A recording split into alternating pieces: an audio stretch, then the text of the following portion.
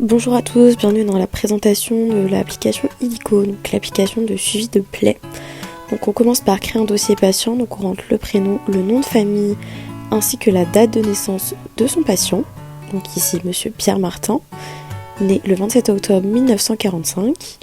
Ensuite on peut choisir de partager le dossier avec un autre soignant ou avec son équipe de soins, donc ici le docteur Lamarche.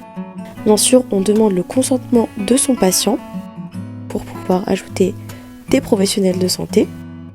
Maintenant, on rentre dans les infos de santé, donc on peut ajouter plein d'informations comme les facteurs généraux, les pathologies et plein d'autres choses sur notre patient.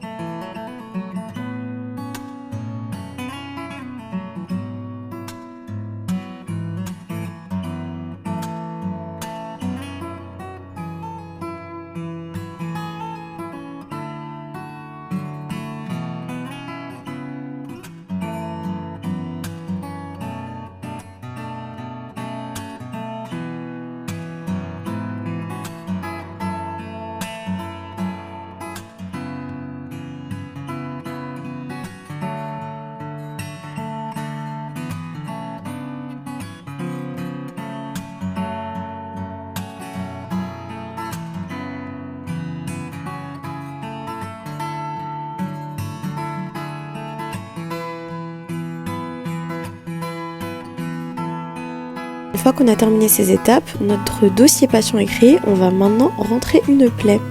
Donc on choisit l'endroit de la plaie, quel type de plaie s'agit-il, on rentre les informations en lien avec cette plaie. Ensuite, on choisit d'ajouter une photo prise dans notre galerie ou en direct. Puis on va passer à l'évaluation. Comme tout à l'heure, on a beaucoup d'informations à remplir. Ces infos, on peut choisir soit de les remplir tout de suite, soit d'y revenir après. Ces informations rentrent aussi dans le cadre du bilan de plaie complexe pour les infirmières libérales.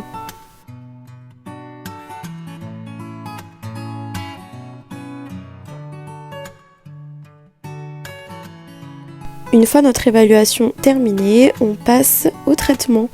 Donc on ajoute un produit nettoyant ou bien un traitement directement. Donc, par exemple ici on va choisir de mettre un pansement qui est le pansement Mepilex.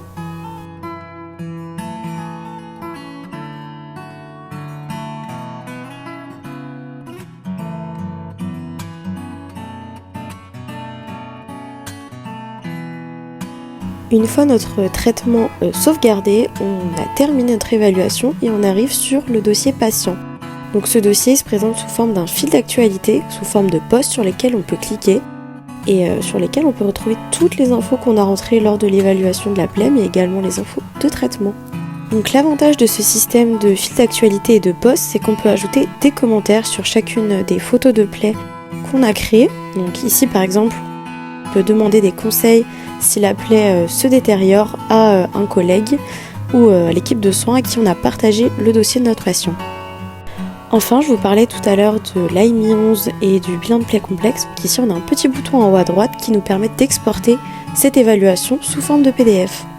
Un autre avantage de ce système de fil d'actualité, c'est qu'on a un filtre qui se trouve en haut de l'écran où on peut retrouver toutes les informations ou bien les informations liées à une plaie.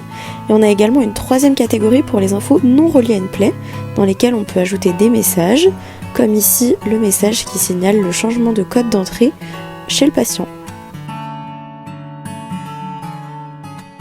Une fois qu'il est terminé, on clique directement sur Suivant. Puis, il nous suffit de sélectionner la partie non reliée à une plaie pour que ce message se retrouve sur le fil d'actualité avec toutes les infos. Revenons maintenant sur l'écran d'accueil où on peut sélectionner un autre dossier patient, donc ici Madame Lebrun.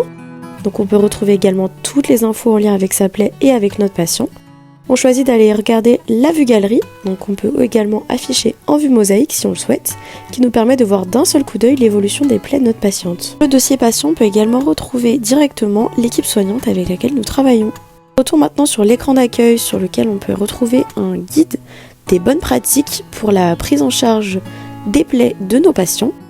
Donc ce guide pratique se découpe en plusieurs catégories, on peut cliquer sur ces catégories et choisir un article en lien avec une problématique ou une question que l'on se pose.